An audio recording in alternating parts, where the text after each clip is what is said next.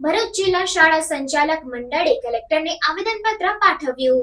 ભરૂચ જિલ્લા શાળા સંચાલક મંડળે આવેદનપત્ર આપ્યું હતું, જેમાં ફાયર સેફટી સિસ્ટમ ખર્ચને પહોંચી વળવા વચગાળાનો રસ્તો કાઢી સરકાર તરફથી ગ્રાન્ટેડ શાળાઓને ખર્ચ આપવામાં આવે તેવી માંગ સાથે આવેદનપત્ર આપવામાં આવ્યું હતું તથા ફાયર સેફટી સિસ્ટમને સર્ટી ભરૂચ જિલ્લામાંથી મળે તેવી માંગ સાથે આવેદનપત્ર કલેક્ટર કચેરીએ આપવામાં આવ્યું હતું. નમસ્કાર. આ મુદ્દા સાથે હાલમાં જે નોન ગ્રાન્ટેડ શાળાઓ છે એ બાળકો પાસેથી ફી લઈને સ્કૂલો ચાલતી હોય સાહેબ. મોંઘવારીના જમાનામાં શાળાઓ ચલાવવા અસહ્ય થઈ ગઈ છે.